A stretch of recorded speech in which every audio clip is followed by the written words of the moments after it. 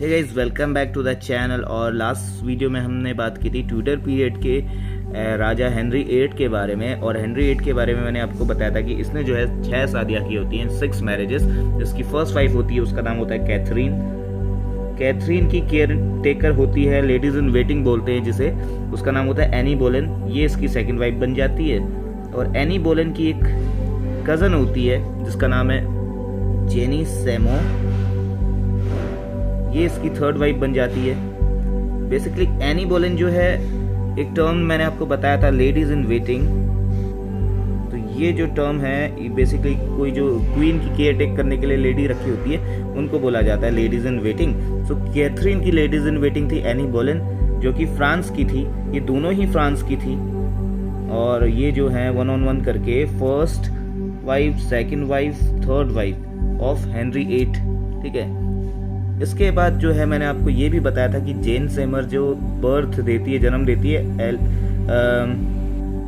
Edward 6 को, तो जन्म देते देते जो है 5-6 दिन में इसकी डेथ हो जाती है जेन सेमर की। So she died from complication of birth. Okay,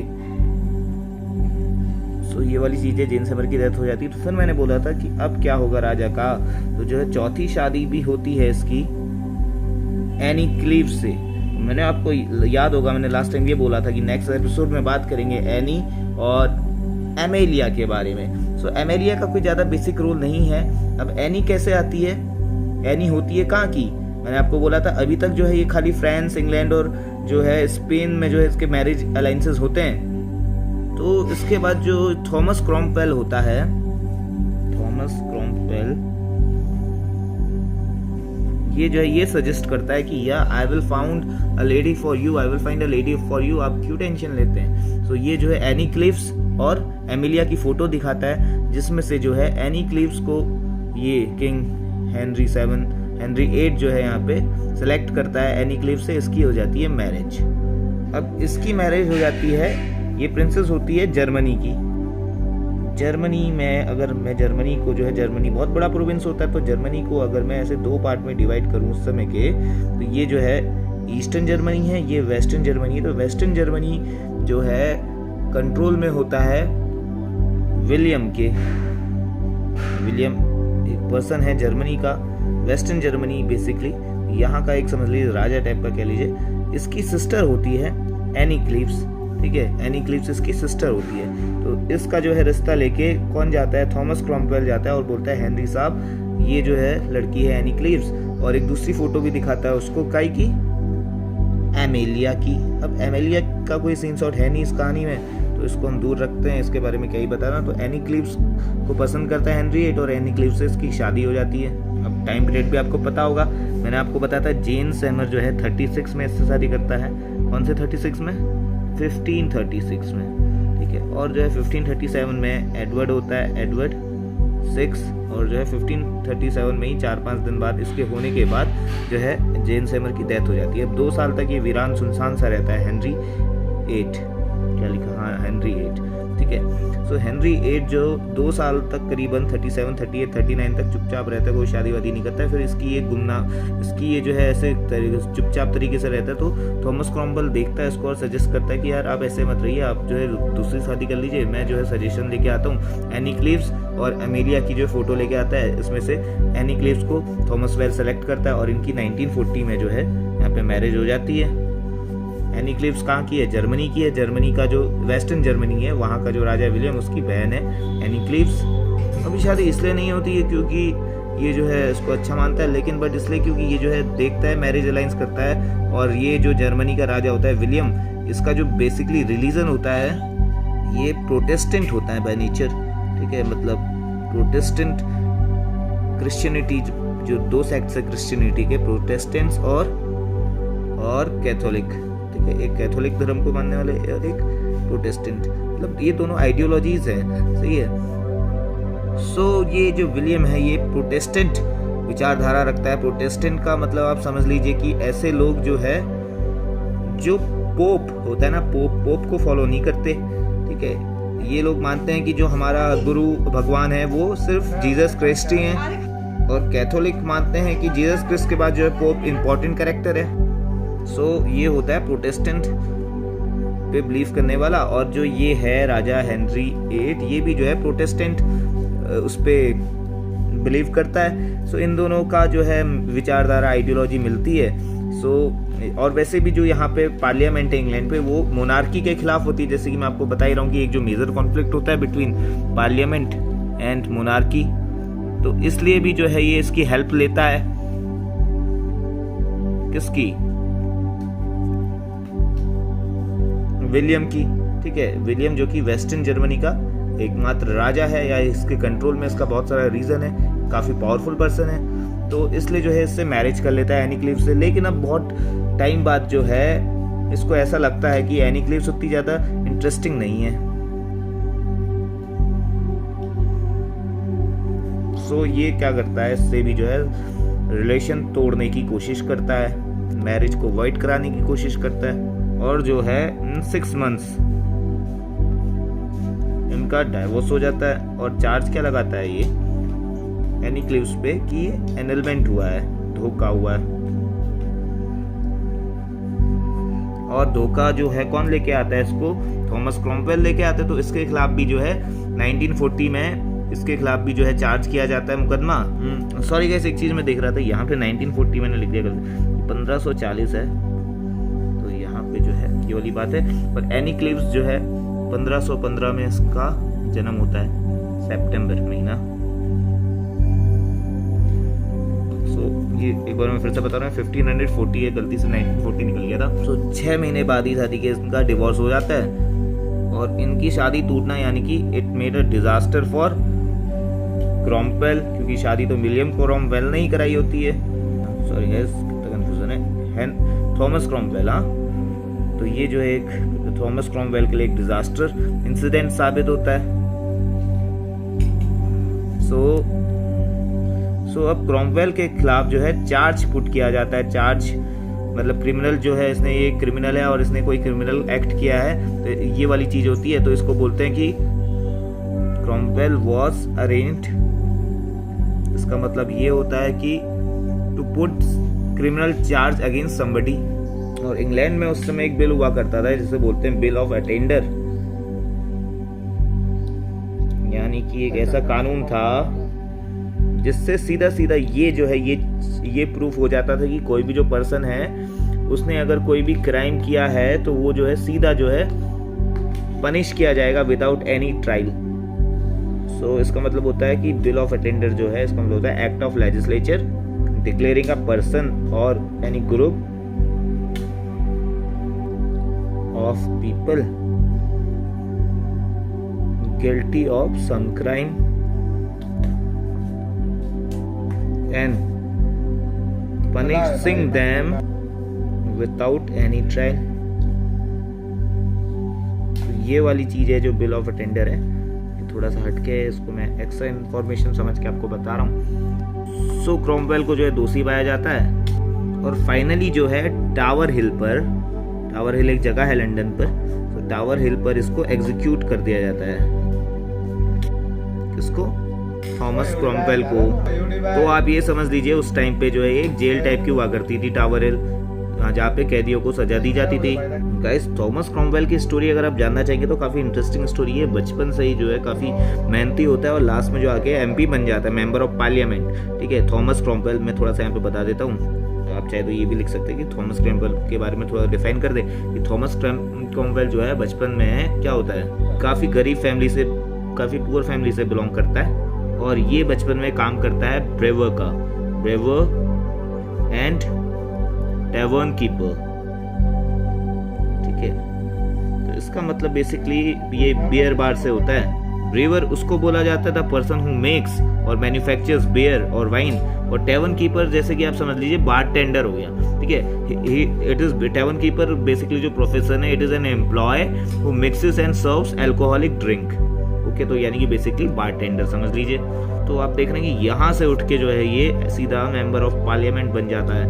ठीक है, प्रधानमंत्री बन जाता है ब्रिटेन का, बहुत बड़ी बात अपने आप में। सो ये वाली जो बात है यहाँ पे इसकी 1940 में अल्टीमेटली इसको एक्सिक्यूट कर दिया जाता है, इसकी डेथ हो जाती है। और जो है यहाँ पे हेनरी 8 बहुत पछताता है, बहुत रिग्रेट करता है कि ये क्या हो गया, ये क्यों हो गया। क्योंकि काफ़ी अच्छा सलाहकार होता है ना इसका। तो ये सब आपने देखा इसकी फोर्थ वाइफ के बारे में, जो है क्या नाम है इसका, एनी कहाँ की है, क्लीव्स की। क्लीव्स एक जगह है जर्मनी में, नॉर्थ वेस्ट जर्मनी में, ठीक है। बेसिकली इस वाले पोर्शन में, अगर ये जर्मनी है तो इस वाले पोर्शन में ही रहती थी, और यहाँ से जो है यहाँ की रहने वाली थी एनी, इसलिए इसे बोलते हैं एनी ऑफ क्लीव्स भी बोलते हैं, एनी क्लीव्स भी बोलते हैं। तो ये वाला जो फंडा है इसका। अब चलिए इसकी जो फिफ्थ वाइफ होती है इसके बाद, ठीक है, एनी क्लीव्स के बाद उसका नाम है कैथरीन होवार्ड। Catherine Howard. तो जो कैथरीन होवार्ड है, इसको भी जो हेनरी 8 है एग्जीक्यूट करवा देता है। क्यों? क्योंकि ये इसको धोखा देती है। सी डिसीव्ड हेनरी 8। तो ये हमने देख ली फिफ्थ वाइफ ऑफ हेनरी 8। अब सिक्स वाइफ के बारे में बात करते हैं। तो सिक्स वाइफ का नाम है Catherine Parr. Catherine Parr brought up and born in England 1512 में। ओके, अब यही सिर्फ एक इसकी ऐसी रानी होती है जो इससे राजा से शादी करने से मना कर देती है, और अल्टीमेटली जो है शादी हो जाती है, लेकिन इसे डर लगता है। क्यों? क्योंकि इसके सारे कांड देखकर इसकी जितनी भी ऊपर जो इसकी क्वींस हैं, इनको ये सबको एग्जीक्यूट करवा देता है ज़्यादातर, है ना, मरवा देता है। तो इस चीज़ का इसे डर लगता है, इसकी सारी हरकतें पता होती है, तो इसे पहले जो है मना करती है शादी करने से। लेकिन फाइनली जो है काफ़ी वाइस रहती है। जब शादी कर हो जाती है इनकी, तो इसके जो बच्चे होते हैं उनकी भी काफ़ी टेक केयर करती है कैथरीन पर, जैसे कि एलिजाबेथ है और मैरी ट्यूडर है और एडवर्ड 6 है ना। तो अभी मैं आपको बताऊंगा सीरीज में कि जो ट्यूडर एरा के जो राजा हुआ करते थे, जो भी किंग्स और क्वींस, शुरू से 1485 से लेके 1603 तक, तो कौन कौन सी उसकी सीरीज थी, जैसे उसके कुछ चंद मिनटों में आपको बता दूंगा। तो बने रहिए वीडियो पे, लाइक से और सब्सक्राइब करना ना भूलें। और इसका टाइम पीरियड मैं आपको बता दूं तो 1543 से 1547 तक, और 1547 तक ये रहती है। और अल्टीमेटली 1547 में किंग हेनरी 8 की डेथ हो जाती है। यहीं पे जो है हमारे किंग का चैप्टर हो गया क्लोज। इसकी हमने देखी 6 रानियां। तो अब ट्यूडर पीरियड के अब जो भी राजा और रानियां होती तो उनको देख लेते हैं एक बारी। सो जल्दी से जान लेते हैं कि ट्यूडर एरा जो है स्टार्ट हुआ था कब। ट्यूडर एरा स्टार्ट हुआ था 1485 में। ये स्टार्ट कैसे हुआ था जल्दी से बता दो। Battle of Wordsworth. So battle of Wordsworth होती है किसके बीच में, हेनरी 7 और रिचर्ड 3 के बीच में। ये आपका मतलब हेनरी 7 वर्सेस रिचर्ड 3। सो आपको पता होगा, अगर अपने लास्ट वीडियो मेरी देखिए तो you must be very smart and intelligent, आपको सब कुछ आ ही गया होगा। नहीं देखिए तो अभी जाइए नीचे डिस्क्रिप्शन बॉक्स में और जाके चेक कीजिए। सो यहाँ पे जो है 1485 में बैटल ऑफ वॉर्ड्सवर्थ होती है। रिचर्ड 3 हार जाता है, हेनरी 7 जीत जाता है और अपना एम्पायर स्टैब्लिश कर देता है, जिसे बोलते हैं ट्यूडर एम्पायर। तो हम देखेंगे कि हेनरी 7 जो है फर्स्ट इसका राजा होता है, पहला राजा होता है। अब हेनरी 7 के बाद इसका जो बेटा होता है हेनरी 8, वो बनता है राजा सेकंड। ओके, फिर मैंने आपको बताया था कि हेनरी 8 की जो है 6 वाइफ्स होती है। उसमें से जो इम्पोर्टेंट है फर्स्ट, सेकंड और थर्ड वाइफ। ठीक है, फर्स्ट का नाम क्या है, कैथरीन। सेकंड का नाम है एनी बोलेंस। थर्ड का नाम है जेनी सेमो। ठीक है, अब ये इसलिए इंपॉर्टेंट होती हैं क्योंकि इन्हीं के जो बच्चे होते हैं यहीं आगे इसके बाद, यानी कि हेनरी 8 के बाद इन्हीं का नंबर आता है सीरीज वाइज। सो कैथरीन जो जन्म देती है एक बेटी को जिसका नाम है मैरी ट्यूडर।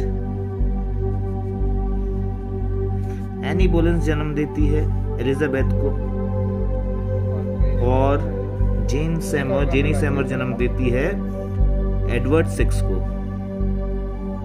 ओके, और हेनरी 8 को चाहिए भी होता है क्या, एक मेल हायर। ये तो फीमेल है दोनों। सो इसलिए भी नाराज रहता है इन दोनों से, इसलिए जेन सेमर से शादी करता है, एडवर्ड 6 हो जाता है।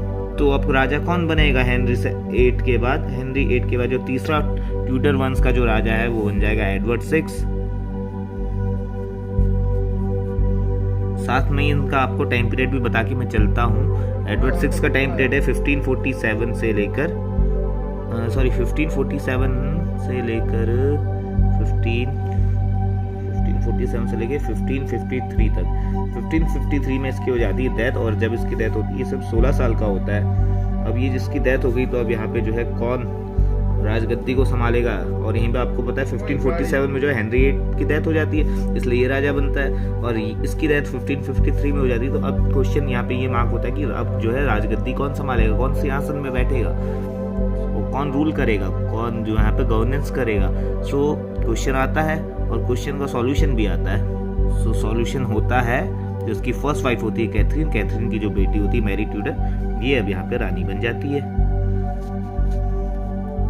इसका टाइम पीरियड 1553, ठीक है, यहीं पे जहाँ पे इसकी डेथ होती है यहाँ से शुरू होती है 1553 से 1558 तक।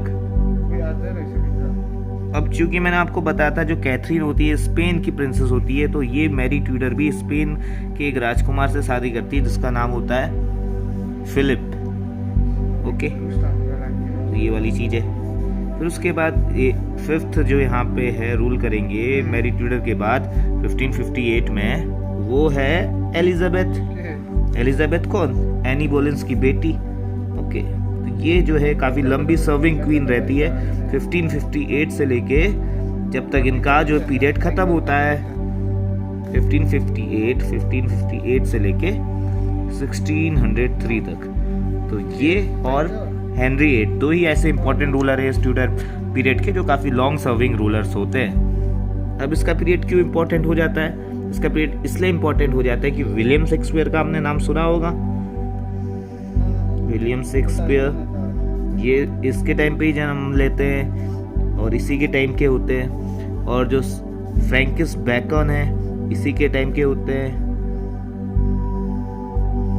और आपको ये भी पता होगा कि इसी के टाइम पे जो है इंग्लिश एक्सप्लोरेशन होता है, यानी कि जो है जगह जगह लोग जाते हैं अलग अलग कॉन्टिनेंट्स में, इंग्लिश पीपल्स, ठीक है, इंडिया पे भी जाते हैं, अमेरिका पे भी जाते हैं। और इसी के टाइम पे जो है कॉलोनाइजेशन ऑफ नॉर्थ अमेरिका होता है, ऑफ नॉर्थ अमेरिका। आपको पता ही होगा कॉलोनाइजेशन ऑफ नॉर्थ अमेरिका का कैसे होता है। 1491 में क्रिस्टोफर कोलंबस निकलता है सेल पर, है ना। और इसके टाइम पे आते आते एलिजाबेथ के टाइम पे आते आते जो इंग्लिश पीपल्स होते हैं यहाँ पे नॉर्थ अमेरिका में अपनी कॉलोनीज जो है एस्टैब्लिश करने शुरू कर देते हैं, इसलिए बोलते हैं कॉलोनाइजेशन ऑफ नॉर्थ अमेरिका। और ऐसे ही 1600 में इसी के टाइम पीरियड पे क्वीन एलिजाबेथ एक चार्टर प्रोवाइड करती है ईस्ट इंडिया कंपनी को, EIC को, ठीक है, जिसके थ्रू ये बोला जाता है कि you can trade and the countries of India, Africa and entire south Asia, ठीक है, जैसे कि नीचे कंट्रीज हैं इंडोनेशिया वगैरह, वहाँ पे भी, क्योंकि ये जो है रिच हैं, मसाले वगैरह काफ़ी ह्यूज मात्रा में होते हैं यहाँ पे, और ऐसी सारी चीज़ें जो यूरोप में नहीं पाई जाती, तो एक अलग टॉपिक है। सो ये है, यही सब था, ये ट्यूडर पीरियड मैंने यहाँ पे कर दिया फिनिश। आई होप आप सबको जो है पसंद आया होगा, समझ आया होगा। तो लाइक, शेयर और चैनल को सब्सक्राइब करना ना भूलें गाइस।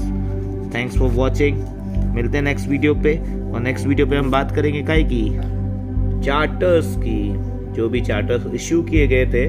क्वीन एलिजाबेथ से स्टार्ट होती है कहानी, तो यहीं से हम शुरू कर देंगे, ठीक है। तो ये वाली जो चीज़ है, तो आई होप कि आप जो है सब्सक्राइब तो जरूर करेंगे चैनल को। तब तक के लिए बाय गाइस।